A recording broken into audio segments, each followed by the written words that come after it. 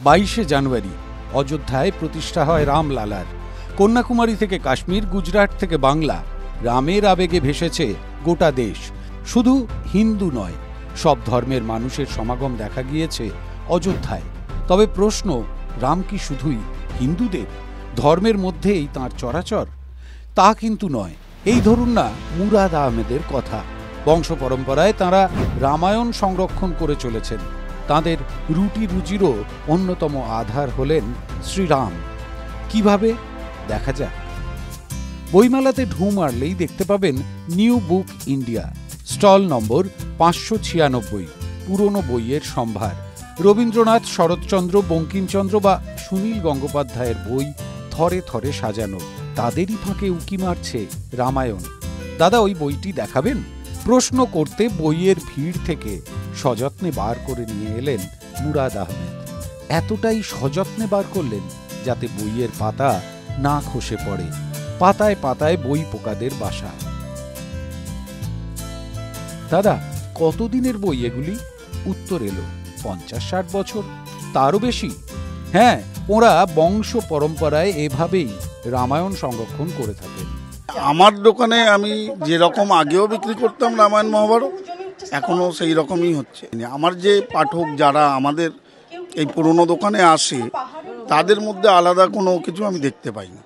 কৃত্তিবাসী রামায়ণ আছে, বাল্মীকি রামায়ণ আছে, ঠিক আছে, রামচরিত মানস আছে। পুরনো বইয়ের দোকান রয়েছে কলেজ স্ট্রিটে। মুরাদ আহমেদের ভাইয়ের দোকানে পুরনো বই বিক্রি হয়।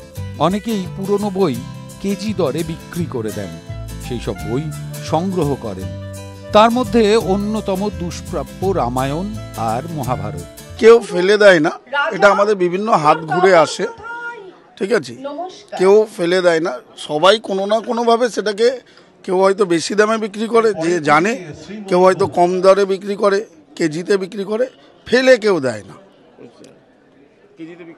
হ্যাঁ, কেজিতে বিক্রি করে। সেখানে এক দল লোক আছে যারা সেখান থেকে নিয়ে এসে আমাদের দেয়। আবার কাউ বাড়িতে বই আছে, সেখান থেকে এনে আমাদের দেয়, কেউ ডাইরেক্টও দেয়, এইভাবে, কিন্তু কেউ ফেলে দেয় না। কৃত্তিবাসী রামায়ণ থেকে মহাভারত সবই রয়েছে এখানে। আহমেদ ভাই 3 পুরুষ ধরে যত্ন সহকারে রামায়ণ মহাভারত সংরক্ষণ করছেন। আমার দাদু ব্যবসা, আমার বাবা, জ্যাঠা, কাকা 3জনই এই ব্যবসায় ছিলেন। আমি এই ব্যবসায় আছি। পুরনো বইয়ের ক্রেজ সবসময় আছে, আর ইদানিংকালে কোভিডের পরে পুরনো বই কেনার ক্রেজটা বেড়েছে, কমেনি। বইমেলায় যখন ক্রেতার ভিড় কম থাকে, তখন আহমেদ ভাই বই পড়েন, কারণ বই যে তাঁর ভীষণ প্রিয়। রামায়ণ হোক বা মহাভারত, সব কিছুই তাঁর কণ্ঠস্থ। পুরনো বইয়ের পাতাগুলো জীর্ণ হলেও ধুলো জমতে দেন না আজও।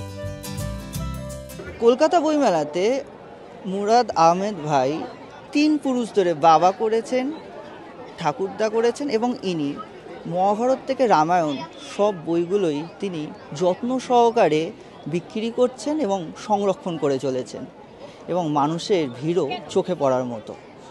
ক্যামেরায় প্রীতম দের সঙ্গে রাহুল সাধুকা, TV9 বাংলা, ডিজিটাল।